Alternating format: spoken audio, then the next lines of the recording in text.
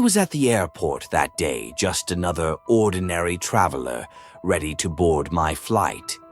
The hustle and bustle of Tenerife Airport felt typical, people rushing to and from their gates, the buzz of announcements echoing through the halls. But little did I know, as I walked to my gate, I was about to witness the unthinkable.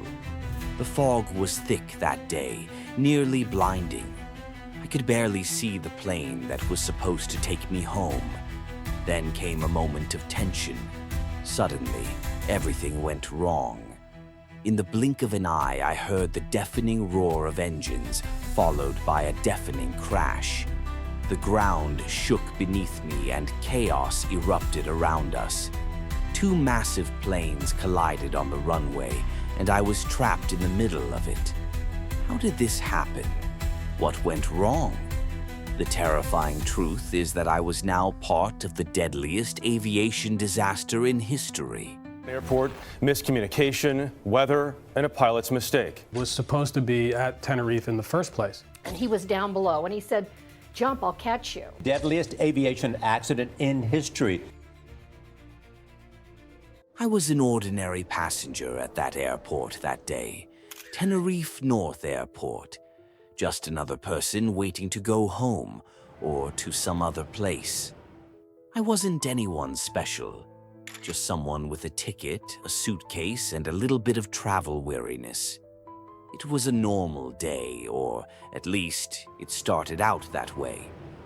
Airports, they're strange places. They're full of people, but everyone's kind of alone. We're all going somewhere, but we're all stuck in this in-between space. I'd been through this routine many times. Check in, find my gate, maybe grab a coffee, and then just wait. Wait for the boarding call. Wait for the plane to take off. Wait to finally be where I was going. That day, the airport was busy, like always.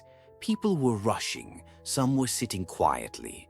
Some were talking on their phones.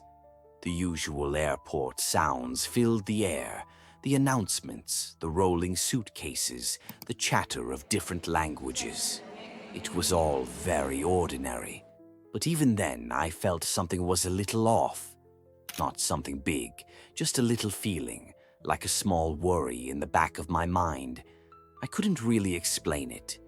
Maybe it was the weather. Outside, it was foggy. Really thick fog, the kind that makes everything look blurry and gray. The fog was so bad you could barely see the planes on the tarmac.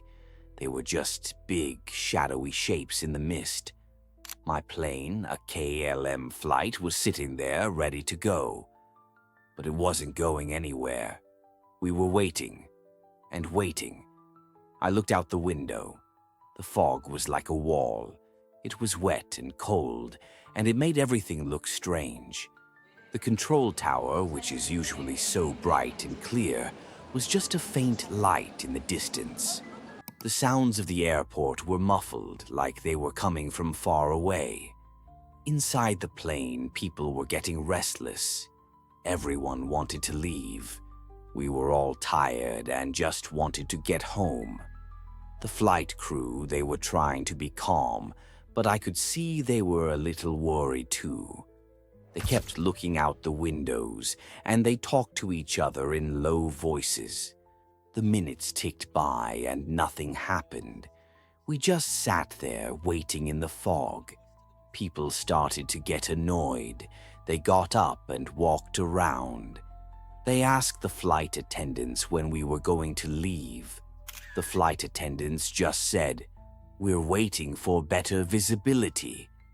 Then the announcement came over the loudspeaker.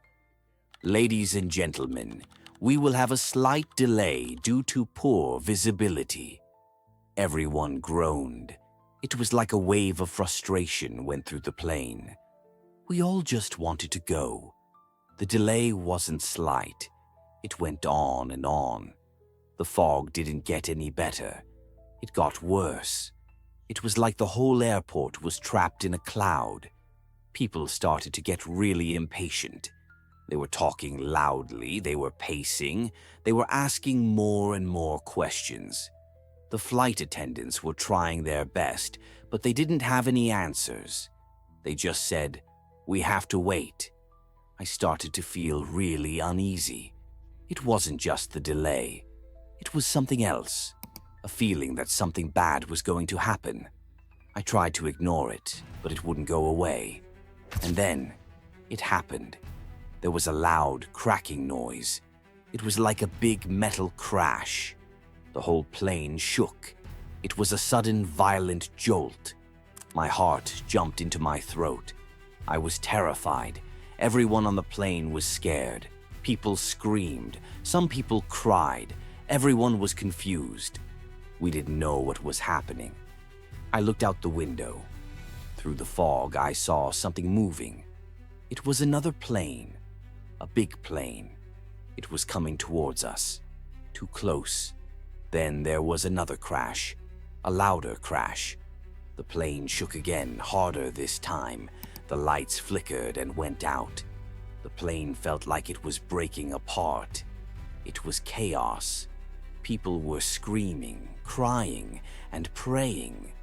The flight attendants were running up and down the aisle trying to help, but they were scared too. They didn't know what to do. I was terrified. I thought we were going to die. I looked around at the other passengers.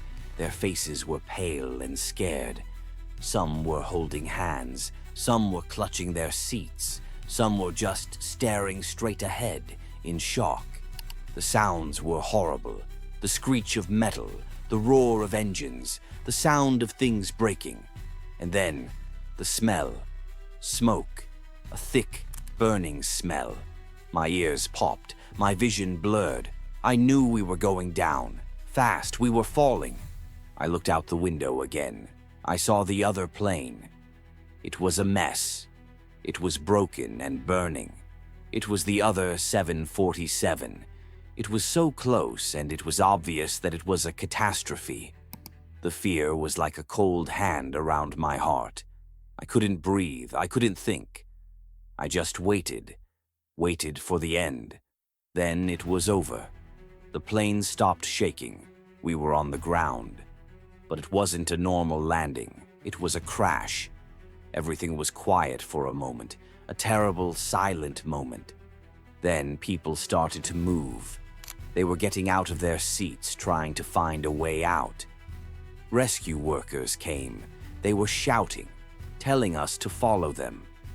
We walked through the wreckage. It was a mess of broken metal and smoke. It was like a nightmare. I was in shock. I couldn't believe what had happened. I couldn't believe I was alive. I just walked like a robot, following the rescue workers. Outside, the fog was still thick. It was like the world had stopped. Everything was gray and quiet. We were taken to a safe place. There were other survivors. People were crying, shaking, and talking in hushed voices. Everyone was in shock. I sat there for hours. I couldn't move. I couldn't speak. I couldn't think. My mind was blank. Later, I learned what had happened. 2 planes had collided on the runway. In the fog. It was a terrible accident.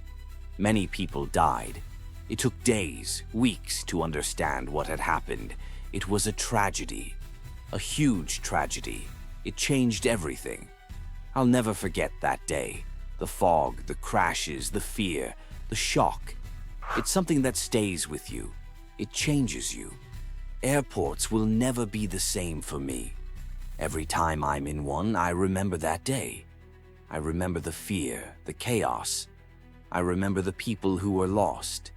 That day taught me how fragile life is, how quickly things can change, how important it is to appreciate every moment. If you ever find yourself in an airport, take a moment to look around. Look at the people, look at the planes, and remember, anything can happen. So be careful and be grateful. If you want to hear more about aviation disasters that shook the world, check out my other videos. Stay safe and keep learning.